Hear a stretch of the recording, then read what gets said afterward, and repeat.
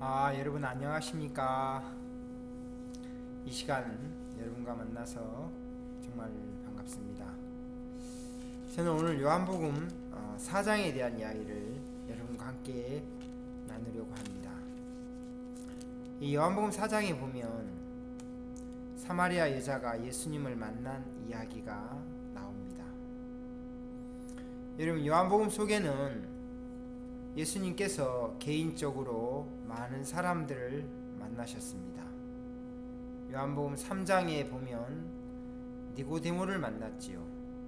요한복음 4장에는 사마리아 여인을 만났고, 또 요한복음 5장에는 38년 된 병자를 만났고, 또 요한복음 8장에면 간음 중에 잡힌 여자를 만났습니다. 그리고 요한복음 9장에는 소경을 만났고, 이렇게 요한복음 속에는 예수님께서 한 사람 한 사람 만나서 복음을 전하고 그들이 예수님으로 말미암아 변화된 이야기가 많이 나오고 있습니다.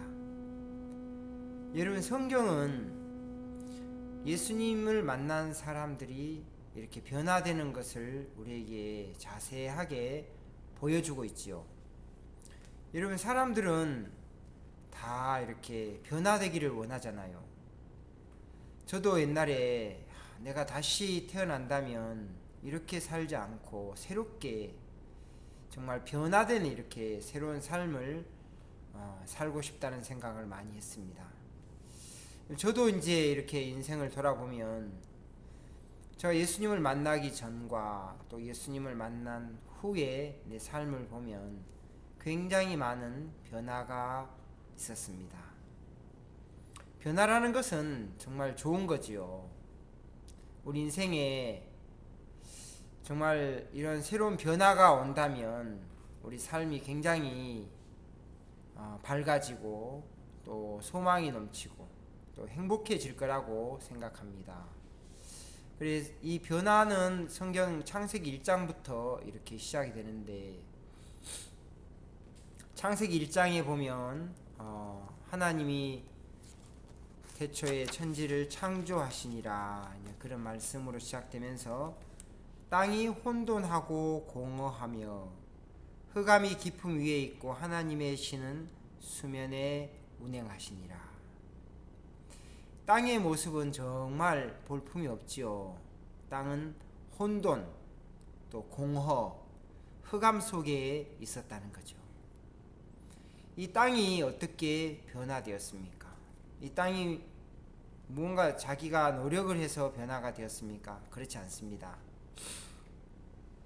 하나님의 말씀이 땅에 임하기 시작하면서 땅은 변하기 시작했다는 거죠. 땅에 빛이 임했고 또 땅에 하나님의 말씀이 임했을 때 물과 물로 나뉘어졌고, 또 하나님의 말씀이 임했을 때 땅은 풀과 씨 맺는 채소와 각기 종류대로 씨 가진 열매 맺는 과목을 내라 하심에 그대로 되어 땅이 하나님 보시기에 좋았더라. 그렇게 아름답게 변화된 과정을 이야기하고 있는데, 거기에는 하나님의 말씀이 임했다는 것입니다. 우리 마음에도 이렇게 하나님의 말씀이 임하면 땅이 변하듯이 우리 마음에 혼돈이 물러가고 또 어둠이 사라지고 또 공허, 참 저도 옛날에는 정말 제 마음이 참 공허했습니다. 참 저는 이제 학생 때 또 군 생활하면서 이제 영예 거주를 이렇게 했는데, 저는 하사관을 다니면서 1년 6개월은 영 내에서 군 내에서 이렇게 근무를 했고, 또 2년 6개월은 영 외에 근무를 했는데, 저는 참 마음이 많이 공허했습니다. 그리고 밤에 이렇게 혼자 그 자취방에 갈 때면 그 불 꺼진 그 창의 모습이 내 마음에 참 너무 이렇게 슬프게 보였고, 또 정말 참 공허하게 느껴졌습니다. 그래서 또 술도 마시고 또 방탕한 삶을 이렇게 살았는데, 제 마음에 이렇게 예수님이 찾아오신 이후에 내 삶은 변화되기 시작했습니다. 예수의 말씀이 내 마음에 임하면서 예수님 그 말씀 안에는 예수님의 마음이 들어있지요. 사람의 말 안에는 사람의 마음이 들어있잖아요. 그리고 예수의 마음이 저 마음에 들어오면서 내 마음이 조금씩 변화되기 시작했습니다. 가장 크게는 정말 내 모든 죄가 예수님의 이 말씀으로 말미암아 사해졌습니다. 예수님의 그 말씀으로 내 모든 죄가 사해졌다는 사실을 받아들이게 되면서 죄에서 자유함을 얻게 되었고, 내가 하나님 앞에 의인이 되었다는 그 믿음이 생기면서 내 삶에 그 죽음에 대한 두려움이나 또 참 많은 어떤 걱정이나 염려가 이렇게 하나님 앞에 사라지는 것을 보았습니다. 오늘 우리가 이 요한복음 4장을 보고 있는데, 이 요한복음 4장 속에도 참 이 절망 속에 또 슬픔 속에 또 부끄러움 속에 살고 있는 한 여인이 예수님을 만나서 정말 기쁨으로 이 복음을 전하고 많은 사람들에게 예수님을 소개하는 이야기가 나옵니다. 어떻게 그렇게 변화될 수 있었을까요? 사람을 만나기 두려워하고 부끄러워하고 사람과 함께 모이기를 그렇게 피했던 그 여자가 예수님을 만난 이후에 그 여자는 이제 사람들을 찾아가서 와 보라, 이는 그리스도가 아니냐 그러면서 예수님을 많은 사람에게 증거하는 여자로 바뀌어졌습니다. 요한복음 4장에 있는 이야기를 제가 다 설명하기에는 참 저도 많이 부족한 사람인지라 여러분의 마음에 또 이게 다 이렇게 만족스럽게 이야기할 수는 없지만 제가 요한복음 4장을 보면서 예수님이 여기서 무엇을 우리에게 보여주고 싶으신가, 예수님이 이 4장에 우리에게 나타내고자 하는 뜻이 무엇인가, 그런 생각을 했습니다. 이 요한복음 4장에 처음에 예수님께서 우물가에 앉으셨을 때 그 여인이 예수님을 찾아왔어요. 예수님이 이제 앉아 계시는데 그 여인이 물을 길러 우물에 왔던 것이죠. 이 여인은 단순하게 그냥 물을 길어서 가려고 왔는데 예수님이 그 여인에게 뭐라고 이야기했습니까? 7절에 보면 예수께서 물을 달라 하시니 그랬습니다. 여인에게 물을 달라고 이야기를 했죠. 그런데 여인의 대답은 당신은 유대인으로서 어찌하여 사마리아 여자 나에게 물을 달라 하나이까? 예수님을 유대인의 한 사람으로 생각을 하고 있었던 것입니다. 저는 이 말씀을 보면서 예수님을 누구로 생각하고 사는가? 저도 옛날에는 예수님을 그냥 유대의 한 사람으로만 생각을 했습니다. 유대인이기 때문에 나와 상관이 없다고 생각을 했습니다. 근데 제가 예수님을 조금씩 알아가면서 그 예수님이 내게 이제 전부가 되었습니다. 나의 주인이 되시고 나의 참 하나님이 되셔서 내 인생을 주관하고 계시는 걸 볼 때 너무 감사한 마음이 있습니다. 여러분, 오늘 이 여인은 처음에 예수님을 그냥 당신은 유대인으로서 어찌하여 사마리아 여자 나에게 물을 달라 합니까? 라고 이렇게 반문을 했습니다. 그때 예수님께서 뭐라고 대답하셨습니까? 요한복음 4장 10절에 보면 네가 만일 하나님의 선물과 또 너에게 물 좀 달라 하는 이가 누군지를 알았다면 네가 그에게 구하였을 것이요 그가 생수를 너에게 주었으리라. 저는 이 성경 안에 많은 예수님의 말씀이 있지만 이 말씀이 내 마음에 굉장히 참 이렇게 행복하게 들려집니다. 네가 만약에 내가 누구인 줄 알았다면, 네가 만약에 하나님의 선물과 너에게 물 좀 달라 하는 이가 누구인 줄 알았다면, 여인은 정말 정확하게 예수님이 누구인지 몰랐던 것이죠. 다만 여인은 외형적으로 한 유대인이라고 예수님을 보고 있었던 것이죠. 맞습니다. 외형적으로 보면 예수님은 유대인의 한 사람일 뿐입니다.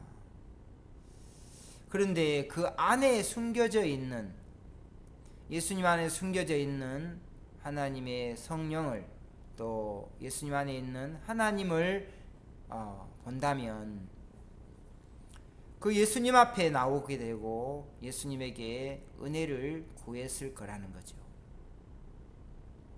네가 만약에 내가 누구인 줄 알았다면 네가 내게 구하였을 것이다.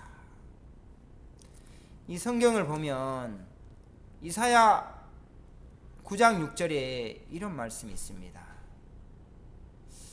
한 아이가 우리에게서 낳고 한 아들을 우리에게 주신 바 되었으니 그 어깨에는 정사를 메었고 그 이름은 뭐라고 이야기합니까? 그 아이의 이름을 이야기하는 거죠. 그 이름은 기묘자라, 모사라, 전능하신 하나님이라, 영존하신 아버지라, 평강의 왕이라 할 것임이라. 예, 우리가 참 이해할 수 없는 이야기죠. 아이의 이름이 영존하신 아버지다, 또 전능하신 하나님이다. 그런 부분은 사실 우리가 이해할 수 없는 부분이지만 하나님의 말씀 우리가 이해하는 것이 아니죠. 그대로 받아들이는 것입니다. 그대로 믿는 것입니다. 우리가 그 사실을 그대로 믿게 되면 그 예수님에 대해서 우리가 더 넓게, 더 깊게 알 수가 있다는 것입니다.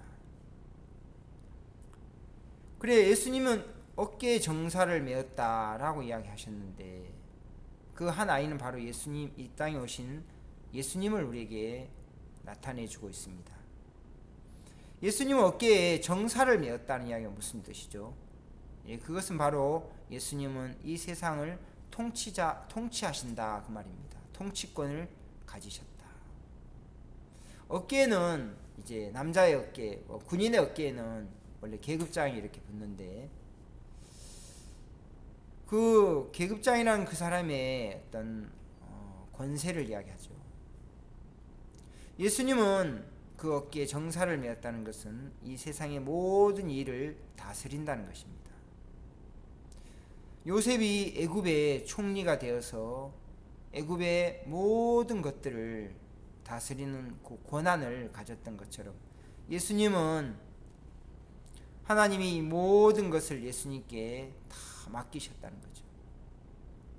그래서 예수님은 요셉처럼 이 세상의 총리고 또 만왕의 왕이시고 또 전능하신 하나님이라고 우리에게 보여주고 있습니다. 만약 이 여자가 그런 예수님을 정확하게 볼 수 있었다면 그 예수님에게 뭐라고 이야기했겠습니까? 나 당신 몰라요. 당신은 왜 내게 물 좀 달라 합니까? 그러겠습니까? 절대 그렇지 않겠죠. 예수님, 왜 나를 찾아오셨습니까? 당신같이 귀하신 분이, 당신같이 존귀하신 분이 왜 나 같은 여자에게 찾아오셨습니까? 나 같은 자에게 손을 내미십니까? 나 같은 자를 왜 돌아보십니까? 꼭 그 룻기에 보면 보아스가 룻을 위해 주었을 때 룻이 뭐라고 이야기합니까? 나는 이방 여인을 어찌하여 내게 이런 은혜를 베푸십니까? 그리고 만약 이 여인이 예수님에 대해서 좀 더 자세히 알았다면 그렇게 룻처럼 나는 정말 추하고 더럽고 악한 여인인데 왜 내게 찾아오셨습니까? 그런 이야기를 했겠죠. 그리고 내 목마름을 해결해 주십시오. 내 인생의 문제를 해결해 주십시오. 당신은 정말 모든 걸 할 수 있는 전능하신 분인데 내게 이런 고통이 있는데 이 문제를 해결해 주십시오 하고 손을 내밀었을 것이라는 거죠. 이 여인은 아직까지도 예수님이 그냥 유대인의 한 청년으로만 알고 있었기 때문에 예수님에게 아무것도 구하지 않았다는 것입니다. 여자가 예수님께 이렇게 반문을 했습니다. 주여, 당신은 물 기를 그릇도 없고 이 우물은 깊은데 어디서 이 생수를 얻겠삼나이까? 생수를 얻으려면 나에게 생수를 주신다고 했는데 여기 보면 네가 그에게 구하였을 것이요 그가 생수를 내게 주었으리라. 생수를 주려면 뭔가 물 기를 그릇도 있어야 되고 또 이 우물이 깊은데 이 깊은 우물에서 뭔가 이렇게 떠낼 어떤 두레박이 있어야 되겠죠. 근데 예수님이 아무것도 없는데 생수를 내게 주었으리라 그렇게 이야기하니까 이해가 안 되는 거죠. 사실 우리는 예수님을 이해할 수 없습니다. 우리는 이 땅에서 났고 예수님은 위에서 났다고 이야기합니다. 사실 우리는 예수님의 말씀을 이해하고 받아들이려면 우리의 머리로는 예수님을 다 이해할 수 없습니다. 그냥 예수님의 말씀을 그대로 받아들이고 예수님의 말씀을 그대로 믿을 때 우리 삶 속에 능력이 나타나는 것입니다. 예수님께서 그 여인에게 이 물을 먹는 자마다 다시 목마르려니와 내가 주는 물을 먹는 자는 영원히 목마르지 아니하리니 나의 주는 물은 그 속에서 솟아나는 영생토록 솟아나는 샘물이 되리라. 예수님은 우리에게 이렇게 말씀하십니다. 내가 주는 물은, 이 물은 바로 예수님의 말씀이겠죠. 예수님의 말씀을 우리 마음에 받아들이게 된다면 우리 마음에 영원한 생명수가 되는 것이죠. 예수님의 말씀을 우리 마음에 받아들이면 예수님의 이 말씀으로 말미암아 우리는 영원한 생명을 얻을 것이고 또 우리 속에서 샘물이 솟아나듯이 우리 마음에 기쁨이 솟아나고 또 소망이 솟아나고 마음에 평안이 솟아나고 또 하나님의 지혜가 솟아나고 또 새 힘이 우리 마음에 솟아나서 예수님으로 말미암아 우리가 복된 삶을 살게 될 것이라는 거죠. 여러분, 성경에 보면 이 물을 먹는 자마다 다시 목마르다 그랬어요.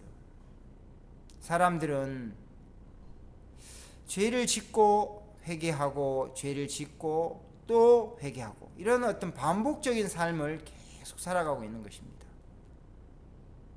사람들은 죄를 안 지으려고 노력하지만 또 죄를 짓기 때문에 그 죄를 회개하려고 노력하고 있죠. 그것은 예수님에게서 나오는 방법은 아닙니다. 예수님은 우리에게 영원한 샘물이 되는 영원한 속죄를 우리에게 주셨습니다. 영원한 속죄를 우리 마음에 받아들이게 된다면 죄에서 완전히 해방을 받고 진리를 알지니 진리가 너희를 자유케 하리라 하신 말씀처럼 우리 마음이 그 죄에서 완전히 벗어나게 된다는 것입니다. 여러분, 여자는 남편을 5번째 남편과 살다가 이혼을 하고 6번째 남편과 살고 있는 것입니다. 예수님이 여자에게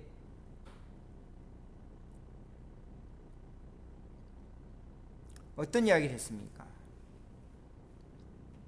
내가 주는 물을 먹는 자는 영원히 목마르지 아니하리니 나의 주는 물은 그 속에서 영생하도록 솟아나는 샘물이 되리라 했을 때, 이 여자는 주여 이런 물을 내게 주사 목마르지도 않고 또 여기 물길로 오지도 않게 하옵소서, 이렇게 이야기를 하는 것입니다. 여러분이 만약에 예수님의 이야기를 들었다면 여러분 뭐라고 이야기하시겠습니까? 이상한 사람이네, 말이 안 되는 이야기를 하고 있네, 어디서 나를 속이려고 저렇게 이야기하시나.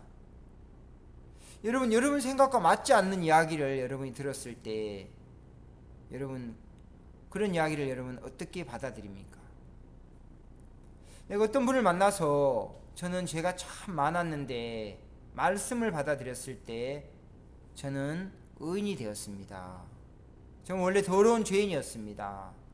그런데 말씀을 받아들였을 때 저는 의인이 되었습니다 라고 이야기하니까 그분이 저한테 이렇게 이야기하는 겁니다. 그거는 정말 합당치 않습니다. 사람이 죄를 안 지으려고 노력을 해서 깨끗하게 살아서 의인이 돼야지, 말씀을 받아들인다고 의인이 된다는 것은 합당치 않습니다 라는 이야기를 저에게 했습니다. 예수님의 이야기는 우리의 상식으로 이해가 될 수 없는 것입니다. 예수님의 이야기는 우리가 합당하게 받아들일 수 없는 이야기입니다. 우리의 상식 너머에 하나님의 지혜가 있지, 우리가 이해하는 그 어떤 한계 안에 하나님의 이런 말씀이 이렇게 하나님의 지혜가 있는 것은 아니죠. 하나님의 지혜는 사람이 이해할 수 없습니다. 그래서 하나님은 너희가 지혜로운 자가 되기를 원하거든 미련한 자가 되어라. 미련한 자가 되어야 지혜로운 자가 된다는 거죠. 미련한 자가 될 때 하나님의 그 말씀을 받아들일 수가 있다는 거죠. 그래서 그 말씀 안에서 지혜로운 자가 된다는 것입니다. 제가 옛날에는 참 똑똑하다고 생각을 했어요. 저 나름대로. 그런데 제가 하나님 앞에 와서 보니까 너무 미친 마음을 품고 살았습니다. 내가 똑똑한 것도 아무것도 없고 지혜로운 것도 없으면서 저는 저 자신을 정확하게 모르고 살았습니다. 이제는 하나님 앞에 들어와서 정말 하나님, 저는 미련한 자입니다. 저는 정말 무식한 사람입니다. 저는 정말 거짓된 사람입니다. 내 자신에게는 믿을 만한 게 아무것도 없습니다. 저 마음에 참 그런 마음을 가지고 말씀을 대하다 보니까 그 하나님의 말씀이 내 마음에 들려지는 것입니다. 오늘 이 여인에게 예수님은 이해 안 되는 이야기를 했지만 이 여인은 그 이야기를 듣고 뭐라고 대답을 합니까? 여인이 가로되 주여 이런 물을 내게 주사. 이런 물, 한번 마시면 영원히 목마르지 아니하는 물, 그런 물을 내게 달라는 거죠. 그런 물이 세상에는 있습니까? 세상에는 없지요. 아무리 좋은 물이라도 우리가 한번 마시면 또다시 목마르게 되고 또다시 물을 마시게 되는 것이죠. 근데 예수님은 내가 주는 물을 먹는 자는 영원히 목마르지 아니하리니, 영원히 목마르지 않는 물을 준다고 했을 때 이 여인은 예수님의 이야기를 받아들이는 것입니다. 여러분, 우리의 변화는 바로 여기에 있다고 생각합니다. 예수님의 말씀을 받아들이게 될 때, 내가 이해가 안 되지만, 내가 미련한 자고, 내가 거짓된 자고, 내가 미친 사람처럼 바보이기 때문에 내 생각을 버리고 예수의 말씀을 그냥 받아들이게 되었을 때 그 말씀이 우리 마음에 변화를 일으키기 시작한다는 거죠. 이 여인의 변화의 시점은 바로 여기에 있었습니다. 예수의 말씀을 그 여인이 받아들이기 시작했다는 거죠. 만약에 제가 그 여인이었다면 예수님 그런 물이 어디 있어요? 저는 옛날에 예수님을 많이 부정하고 살았습니다. 저는 제가 잘났다고 생각했기 때문에 사람이 자기를 믿고 살아야지 무슨 눈에 안 보이는 예수님을 믿고 사냐. 그건 바보 같은 짓이다. 그러면서 예수님을 많이 부정하고 살았습니다. 그런데 내게 병이 찾아오고 내 자신이 많은 부분에 실패하는 것을 보면서 내 자신을 믿을 수 없게 되었습니다. 그게 내게 하나님이 주신 큰 축복이었습니다. 내 자신을 믿을 수 없게 되었을 때 하나님의 말씀이 내 마음에 심겨지기 시작했고 그 말씀이 내 마음에 변화를 주셨다는 것입니다. 여러분, 이 여자는 예수님을 조금씩 알아갑니다. 처음에는 유대인의 한 사람으로 알았다가 그 다음에는 내가 보니 당신은 선지자로서이다. 이제는 예수님을 선지자로 이렇게 발견하는 것입니다. 그리고 나중에는 여자가 가로되 메시아 곧 그리스도라 하는 이가 오실 줄을 내가 아노니 그가 오시면 모든 것을 우리에게 고하시리이다. 그런 이야기를 했을 때 예수께서 이르시되 내게 말하는 내가 그러라 하시니라. 너에게 지금 말하고 있는 내가 바로 메시아다, 그리스도다. 예수님은 당신을 그 여인에게 요한복음 성경에 처음으로 요한복음 3장에 니고데모도 만났지만 니고데모에게는 예수님이 자신을 나타내 주지 않으셨습니다. 왜? 니고데모는 예수님의 말씀을 받아들이지 않았기 때문이죠. 근데 여인은 자기가 이해가 되지 않고 자기가 믿을 수 없는 이야기를 했을 때 그 이야기를 받아들이는 것입니다. 이런 물을 내게도 주옵소서.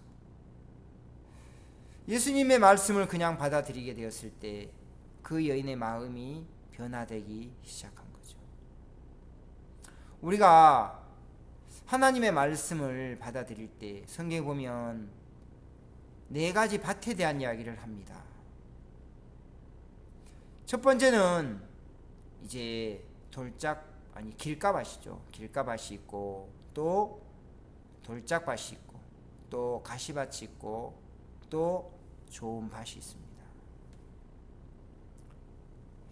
씨를 이 4군데 밭에다가 심었는데 열매를 맺는 밭은 바로 좋은 밭이었습니다. 하나님 보시기에 이 여인의 밭은 바로 좋은 밭이었습니다. 인생의 많은 실패를 만나고 인생의 많은 고통을 겪으면서 이 여인의 마음이 많이 갈려지고 뒤집혀진 거죠. 자기를 믿는 마음이 무너졌단 말입니다. 사람들은 자기를 믿는 마음을 가지고 교회를 다니기 때문에 그 마음 위에다가 예수님을 세우려고 하니까 결국 모래 위에 지은 집처럼 많은 신앙이 이렇게 흔들리고 갈등을 겪는 사람이 많습니다. 모래 위에 지은 집은 결국 무너질 수밖에 없습니다. 내 자신이 무너지고 내 자신이 비워지고 내 자신이 틀린 자가 되고 내 자신을 믿을 수 없는 자가 되어서 우리 마음에 내 것이 무너지고 예수님의 반석이 세워져야 되는 거죠. 반석 위에다가 신앙의 집을 짓는다면 그 집은 결코 무너질 수 없는 집이라는 거죠. 여러분, 저는 이 요한복음을 보면서 예수님이 여인에게 당신을 나타내 주셨습니다. 여인은 그 예수님을 발견하고 너무 기뻐서 정말 전에는 부끄러워서 사람을 만나기가 참 두렵고 사람에게 찾아가는 게 고통스러웠는데 이제는 그런 사람들에게 찾아가서 예수님을 소개하고 있는 것입니다. 와봐라, 와 보라 이는 그리스도가 아니냐, 이렇게 예수님을 증거하는 사람이 되었습니다. 저도 이제 예수님을 증거하는 사람이 되었습니다. 정말 저의 인생에 가장 귀중한 분은 바로 이 예수님입니다. 예수님은 내 인생에 내 모든 죄를 사해 주신 나의 구원자이시고 나의 주인이시고 나의 하나님이 되셔서 내 인생을 주관하고 계십니다. 그 예수님으로 말미암아 우리가 하루하루 이렇게 살 때 하루의 삶이 가장 복되고 보람된 삶이 될 것이라고 믿습니다.